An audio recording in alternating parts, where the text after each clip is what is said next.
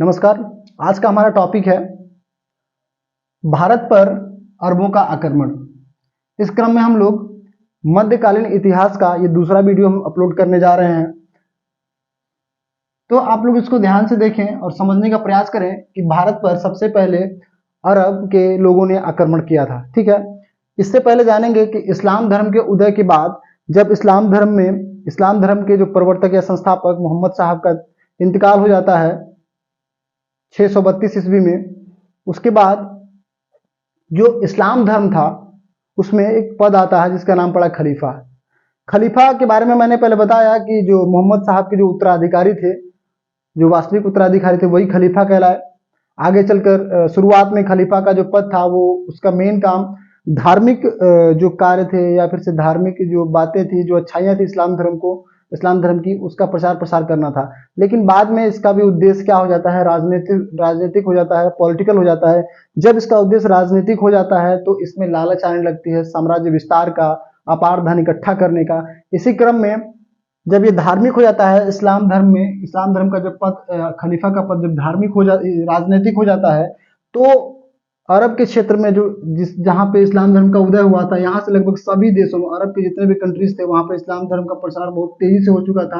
फलस्वरूप वहाँ के जो शासक थे वो खलीफाओं से परमिशन लेते थे। दरअसल जब खलीफा का पद राजनीतिक हो गया तो वहाँ उस क्षेत्र में इस्लामिक किसी भी कंट्री में एक साम्राज्य का निर्माण हो जाता है। जब तो किसी भी कंट्री में जब भी कोई शासक बनता था तो उन्हें खलीफा से परमिशन लेनी होती थी।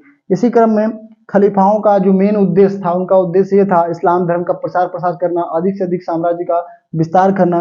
और उस समय शासकों का क्या उद्देश्य होता था, शासक का उद्देश्य होता था अधिक से अधिक धन को प्राप्त करना, अपने साम्राज्य को मजबूत और समृद्ध बनाना।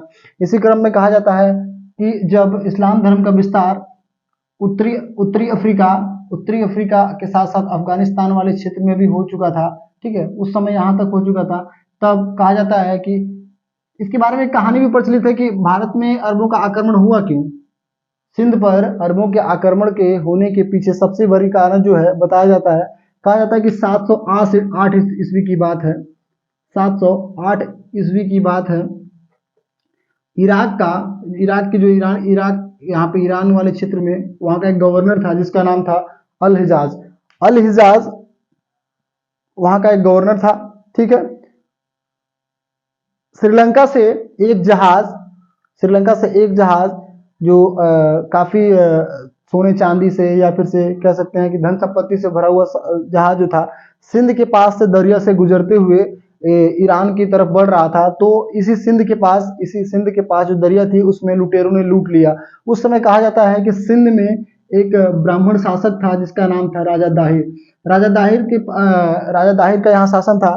तो जब ये खबर मिलती है दमिश्क यानी इराक के जो गवर्नर था उस समय, जिसका नाम अल हिजाज ने को जब खबर मिली कि उसके साम्राज्य को, उसके जहाज को लूट लिया गया है, तो वो खबर भिजवाता है सिंध के राजा दाहिर के पास और कहता है कि आप हमारे जहाज को ढूंढिए और जो इसमें गुनहगार पाए जाते हैं उनको दंडित करिए। तो राजा दाहिर ने कह दिया कि यहाँ पर जो दरिया में जो लुटेरे थे उनसे मेरा कोई संबंध नहीं है, ना वे मेरे प्रजा है, ना उन पर कोई हमारा नियंत्रण है। इस जवाब से जो इराक का जो गवर्नर था उस समय अल हिजाज बहुत नाराज होता है और फलस्वरूप ताबड़तोड़ वो दो आक्रमण सिंध के राजा दाहिर के खिलाफ करता है। ठीक है, उसी के क्रम में हम लोग इस पूरी कहानी को कि किस तरीके से मोहम्मद बिन कासिम भारत पर आक्रमण करता है और सिंध पर अपना फतेह करता है और भारत में अपने इस्लाम धर्म का प्रचार प्रसार और अपने साम्राज्य का विस्तार कैसे करता है, तो इसको हम लोग इस वीडियो में पूरा अच्छे से 1 बाय 1 करके समझते चलते हैं। ठीक है, देखिए इस युद्ध के बारे में, इस विजय के बारे में, सिंध विजय के बारे में पूरी जानकारी जो मिलती है, एक पुस्तक है जिसका नाम है चचनामा, जो कि एक फारसी ग्रंथ है, फारसी में लिखा हुआ है। इसके रचनाकार के बारे में काफी मतलब सही सटीक जानकारी नहीं हो पाती है, ठीक है, कि इसको किसने लिखा था। लेकिन ये है कि इसकी जो भाषा थी वो क्या थी, जो इसकी भाषा थी वो फारसी रही है। ठीक है, मोहम्मद बिन कासिम, जो इस टॉपिक का हमारा मेन जो कैरेक्टर है वो मोहम्मद बिन कासिम है, जहाँ से बहुत सारे क्वेश्चन हमको एग्जाम में देखने को मिलते हैं। तो चलिए शुरू करते हैं। कहा जाता है कि भारत पर आक्रमण करने वाले सबसे पहले कौन थे, अरब थे। भारत पर आक्रमण करने वाले सबसे पहले कौन थे? अरब थे, अरब के वासी थे, अरबवासी थे। ठीक है, प्रत्येक आक्रमणकारी का, प्रत्येक हमलावर का, प्रत्येक जो भी कहीं भी अटैक करता है या हमला करता है, उसका कोई ना कोई उद्देश्य जरूर होता है। ठीक है, अरबों का भारत पर, भारत के सिंध क्षेत्र पर अटैक करने के पीछे भी, हमला करने के पीछे भी कारण अवश्य था। वो कारण क्या था, उस पर हम लोग बात करते हैं। सबसे पहला कारण था कि अरबवासी साम्राज्य का विस्तार करना चाहते थे। अरब के जो शासक थे वो अपने साम्राज्य का विस्तार करना चाहते थे, क्योंकि इस्लाम धर्म का प्रसार प्रसार बहुत तेजी से करना था। और शासक किसके अधीन काम करते थे? खलीफाओं के अधीन काम करते थे। और खलीफाओं का मेन उद्देश्य था अपने इस्लाम धर्म का प्रसार प्रसार करना। फलस्वरूप शासकों को क्या करना होता था? अधिक से अधिक राज्यों को जीतना होता था और वहां अपने साम्राज्य का विस्तार करना होता था और इस्लाम धर्म का प्रचार प्रसार करना होता था। ठीक है, इसी क्रम में आगे बढ़ते हैं। इसका मेन पहला उद्देश्य हो गया इस्लाम धर्म का विस्तार, साम्राज्य का विस्तार करना था। दूसरा था वहां धन को लूटना, धन प्राप्त करना। जिस राजा के विरुद्ध वो लोग अटैक करते थे, उसके साम्राज्य में जितनी भी धन संपत्तियां होती थी उससे उसको लूटते थे, अपने शासन को मजबूत करते थे। और वो लूट करके अपने वापस, एक ईरान का जो क्षेत्र था, राजधानी थी दमिश्क, यहाँ पर वो लोग यहीं से निकलते थे और चारों तरफ फतेह करने के बाद, वापस धन संपत्ति को लूटने के बाद वापस दमिश्क आते थे और यहाँ आकर अपने अपने साम्राज्य का विस्तार, अपने अपने साम्राज्य को मजबूत करते थे। ठीक है, दृढ़ करते थे, सशक्त बनाते थे अपने साम्राज्य को। तो ये दूसरा उद्देश्य हो गया धन की प्राप्ति। तीसरा था इस्लाम धर्म का जो मुख्य कारण था, जो मुख्य उद्देश्य था खलीफाओं का, ये था इस्लाम धर्म का प्रचार प्रसार करना। तो ये मुख्यतः तीन कारण होते हैं, जिसके तीन उद्देश्य थे आक्रमणकारियों के, जिस वजह से इन्होंने सिंध पर आक्रमण किए। ठीक है, आगे बढ़ते हैं। आक्रमण कौन कौन से हुए? कहा जाता है कि अल हिजाज को जब मना कर देता है, जब ये सिंध के जो शासक राजा दाहिर थे, राजा दाहिर ने जब सूचना भिजवा दी कि भाई जो इस जहाज पर जिन्होंने अटैक किया, जिन्होंने हमला किया, जो लुटेरे थे, उनसे हमारा कोई संबंध नहीं है। इस बात से नाराज होने के बाद जो इराक का जो उस समय गवर्नर था अल हिजाज, वो दो सेनापतियों के नेतृत्व में अलग अलग बार वहां पर आक्रमण करवाता है। किसके विरुद्ध? सिंध के राजा दाहिर के खिलाफ। कि उसने ऐसा जवाब क्यों किया, क्यों दिया, जबकि वो चाहता तो इस यहाँ की छानबीन करके आक्रमणकारियों, जो लुटेरे थे, उनको दंडित कर सकता था और हमारे जो जहाज थी उसको वापस सही सलामत हमारे पास भेज सकते थे। ठीक है, इस बात से नाराज कौन हुआ? अल हिजाज। उसने दो सेनापतियों को भेजा इस दाहिर के विरुद्ध आक्रमण करने के लिए। पहले सेनापति कौन थे? उबैदुल्ला। उबैदुल्ला के नेतृत्व में सबसे पहले जो आक्रमण हुआ इस सिंध क्षेत्र पर, किसके खिलाफ? दाहिर के खिलाफ। दाहिर के खिलाफ अटैक करते हैं। दाहिर इनको बुरी तरीके से पराजित कर देता है और इनको वापस खदेड़ देता है। दूसरे सेनापति के नेतृत्व में हुआ जिसका नाम था बुदैल। बुदैल भी सिंध के राजा दाहिर के साथ युद्ध करते हैं और इनका भी यही हश्र होता है जो कि उबैदुल्लाह का हुआ था। यानी इस तरीके से ये दोनों आक्रमण क्या हुए? असफल हो गए। उबैदुल्लाह भी पराजित हुए और बुदैल भी पराजित हुए। दोस्त, यहाँ पर ध्यान देने वाली मेन बात यह है कि एग्जाम में कई बार क्वेश्चन आता है कि भारत पर सबसे पहले आक्रमण किसने किया था? तो अरबों ने किया था। लेकिन जब डेट के विषय में आएगा, जब सफल आक्रमण की बात होगी, तब बात होगी मोहम्मद बिन कासिम की। 712 ईस्वी में युद्ध, उसने अटैक किया था, हमला किया था सिंध के विरुद्ध। और जब असफल की बात होगी, केवल युद्ध की बात होगी, सबसे पहले भारत पर किन्होंने आक्रमण किया था? तो उबैदुल्लाह और बुदैल का नाम आएगा। ठीक है, तो सबसे पहले भारत पर किन अरब आक्रमणकारियों का आक्रमण हुआ था? तो उबैदुल्ला और बुदैल। लेकिन ये दोनों असफल रहे। ठीक है, कब किए थे? 711 में। अगला डेट है 712। जब ये दोनों पराजित होकर वापस चले जाते हैं, अल हिजाज बहुत नाराज होता है, बहुत क्रोधित होता है। कहा जाता है कि उसका भतीजा, जो कि उस समय सेनापति था, जिसका नाम था मोहम्मद बिन कासिम, ये अल हिजाज का भतीजा भी था और उसका दामाद भी था। बाद में अल हिजाज सिंध के खिलाफ युद्ध करने के लिए, दाहिर को पराजित करने के लिए मोहम्मद बिन कासिम को यहां भेजता है। मोहम्मद बिन कासिम, दरअसल ये दोनों जो आए थे, ये दरिया होकर आए थे और यही कहा जाता है, ये कारण ये भी बनता है कि दरिया के माध्यम से आने की वजह से उचित रास्ता इनको नहीं मिला, इस कारण भी ये लोग पराजित हो गए राजा दाहिर से। लेकिन मोहम्मद बिन कासिम जब भारत में प्रवेश करता है तो वो सीधे दरिया के माध्यम से न होकर राजस्थान का एक क्षेत्र था मरकाना। क्या था? राजस्थान का एक क्षेत्र था मरकाना। मरकाना से होकर स्थल मार्ग से होकर सिंध पर आता है और राजा दाहिर के खिलाफ युद्ध करता है। कहा जाता है कि राजा दाहिर इस युद्ध में पराजित हो जाते हैं। राजा दाहिर इस युद्ध में पराजित हो जाते हैं, हार जाते हैं, और इस तरीके से जो मोहम्मद बिन कासिम था सिंध पर अपना अधिकार कर लेता और सिंध को अपने साम्राज्य में मिला लिया।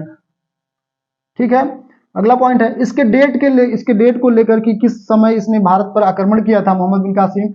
एक इतिहासकार हैं हरिश्चंद्र वर्मा कहते हैं कि मोहम्मद बिन कासिम ने जो आक्रमण किया था वो 712 में किया था राजा दाहिर के खिलाफ, और विजय भी प्राप्त इसी समय की थी। और बीडी महाजन है जिन्होंने अपने पुस्तक में बताया है कि ये युद्ध जो पहली बार किया था मोहम्मद बिन कासिम राजा दाहिर के खिलाफ वो किया था 711 ईस्वी में।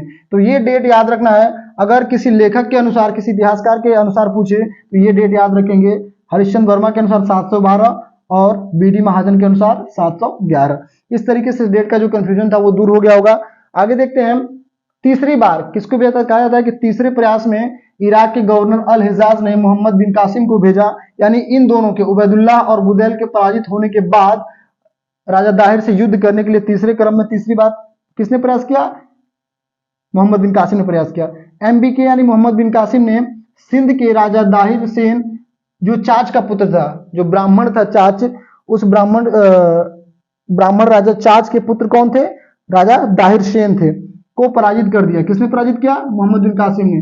किस युद्ध में? कहा जाता है कि वहां सिंध के क्षेत्र में दाबोर नामक एक जगह था, दाबोर में इन दोनों के बीच भयंकर नरसंहार होता है और इस युद्ध में राजा दाहिर पराजित हो जाते हैं।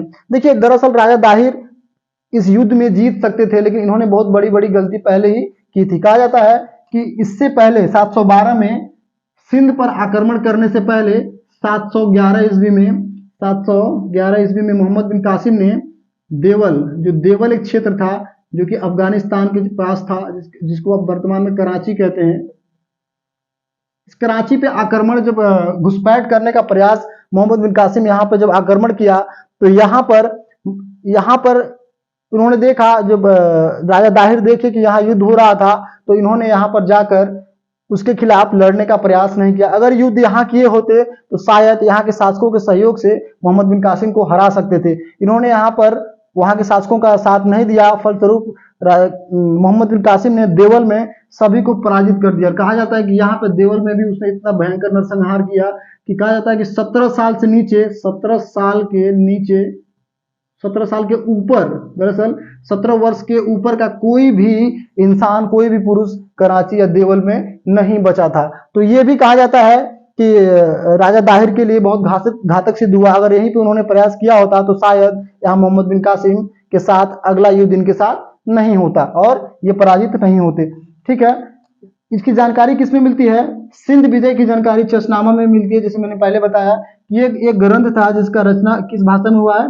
फारसी भाषा में। बार बार इसकी रचना के भाषा के बारे में एग्जाम में पूछता है कि चचनामा जो ग्रंथ है उससे किसकी जानकारी मिलती है? तो सिंध पर अरबों के आक्रमण की जानकारी का जो सबसे अच्छा जो स्रोत है, सबसे प्रमुख जो स्रोत है वो है चचनामा। इसी से सिंध पर विजय की जानकारी मिलती है।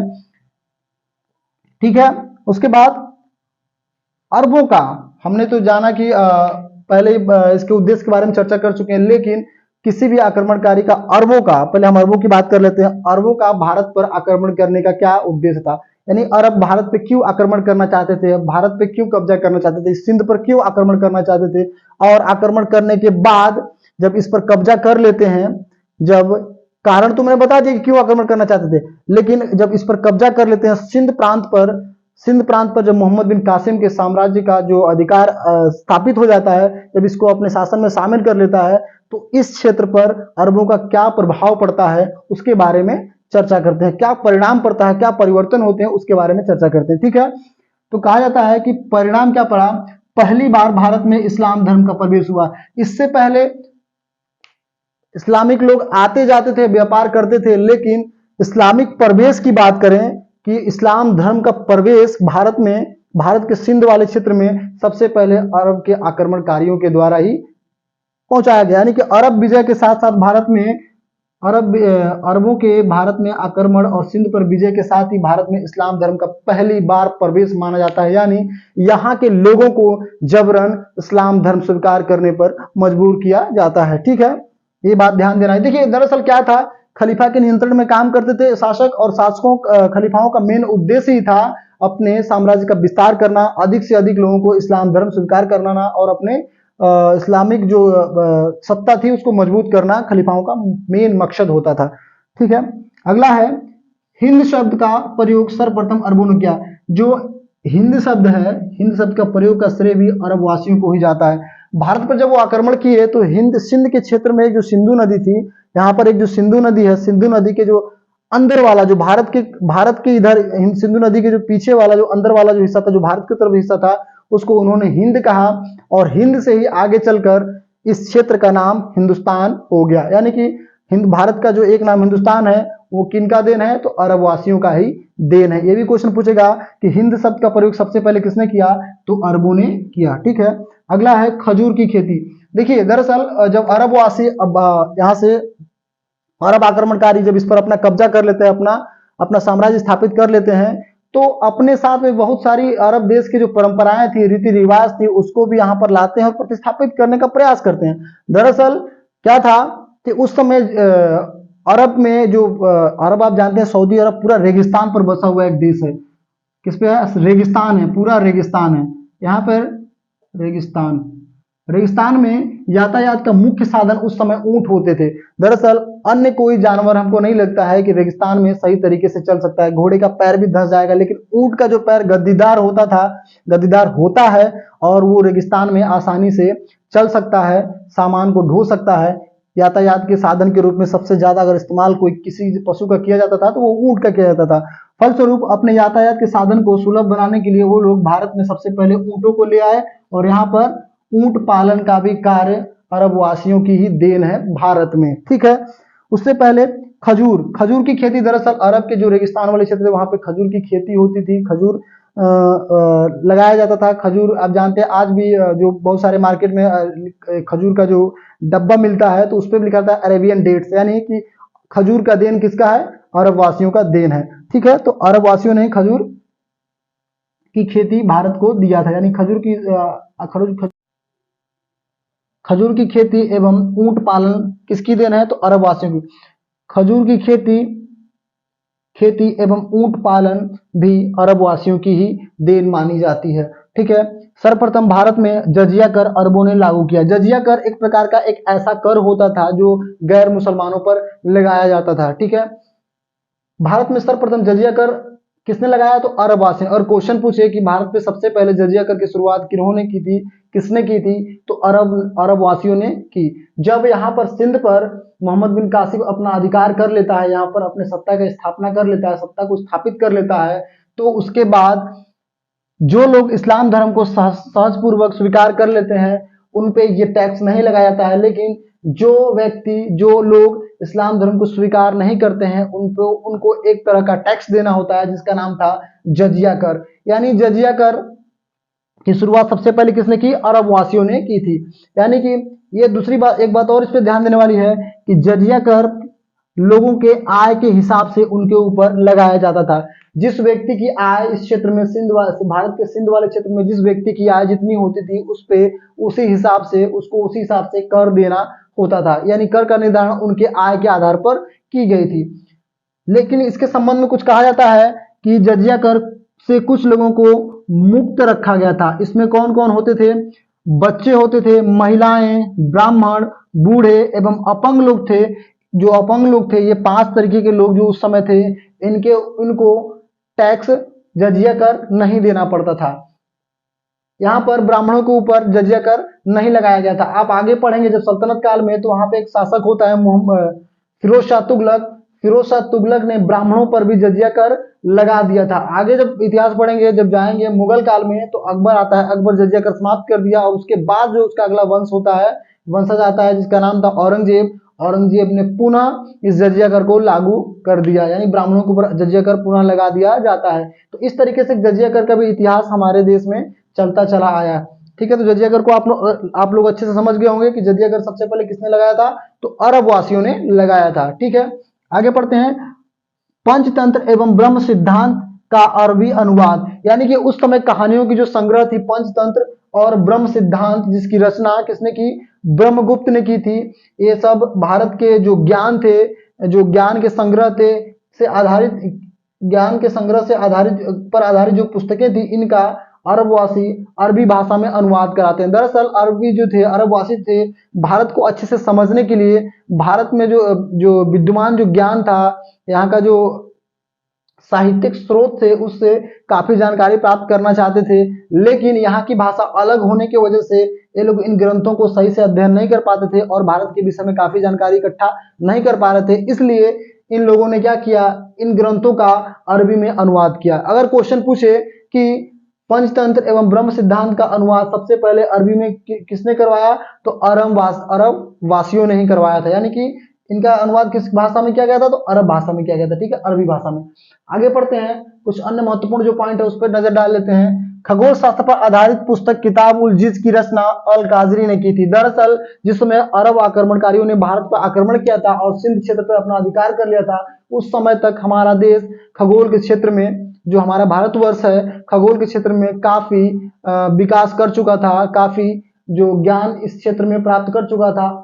तो इस ज्ञान से संबंधित जो इस ज्ञान पर आधारित, खगोल शास्त्र पर आधारित एक पुस्तक अल कादरी नाम के एक अरबी लेखक ने किताब उल जिज में की है, ताकि वो लोग भी भारत के जो खगोल के क्षेत्र में जो विकास भारत ने किया है उससे संबंधित ज्ञान को प्राप्त कर सकें। और कहा जाता है कि यहीं से खगोल शास्त्र पर आधारित ज्ञान को अरबवासी प्राप्त करते हैं और खगोल के क्षेत्र में अपने देश अरब में विकास इसका करते हैं। उसके बाद अरब से सीधे यूरोप में भी यहाँ से ज्ञान का विस्तार होता है। यानी कि आगे चलकर जिस ज्ञान का विकास यूरोप में हुआ, उसका जो मूल केंद्र था, जो स्रोत था, वो हमारा भारत ही रहा है। ठीक है, उसके बाद अगला पॉइंट है राजा दाहिर के बारे में।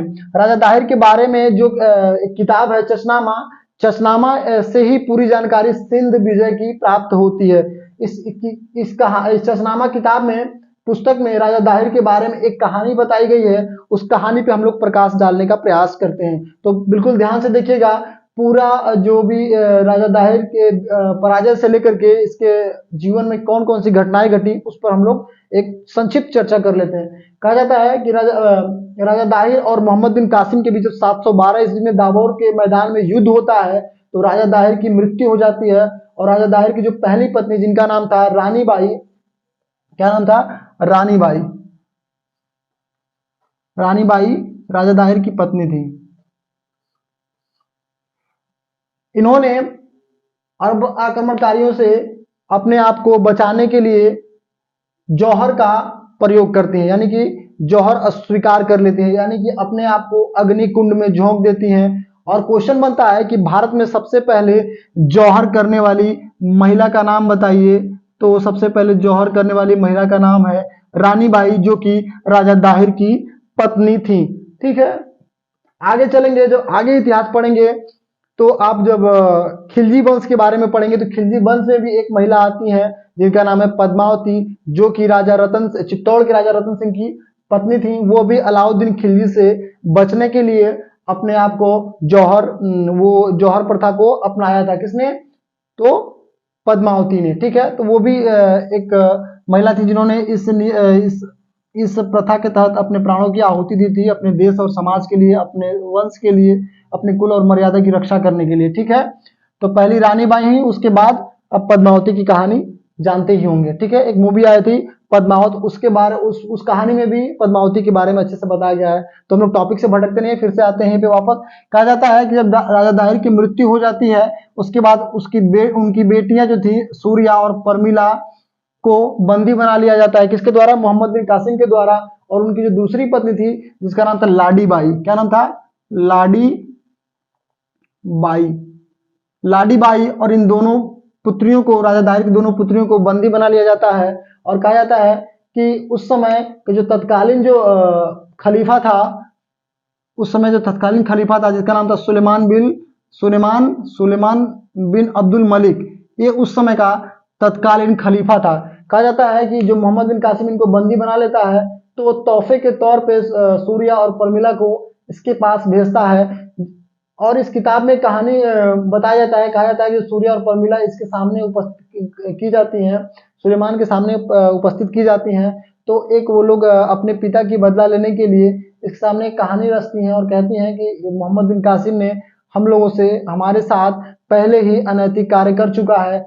इस तरीके से सुलेमान बिन मलिक क्या करता है, नाराज हो जाता है और मोहम्मद बिन कासिम को बैल के चमड़े में, जो सिंध क्षेत्र में था उस समय, उसको बैल के चमड़े में बंद करके उसके जो खाल होती है उसमें बंद करके दमिश्क बुलाने को कहता है।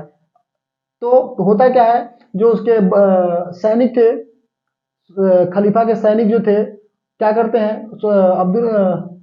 मोहम्मद बिन कासिम को बैल के चमड़े में बंद करके ले जाते हैं। कहा जाता है कि वहां तक पहुंचते पहुंचते उसका दम घुटने से और बदबू से उसकी मृत्यु हो जाती है। इस तरीके से मोहम्मद बिन कासिम की 715 ईस्वी में दर्दनाक तरीके से, बुरी तरीके से उसकी मौत हो जाती है। लेकिन बाद में जब इसकी मौत हो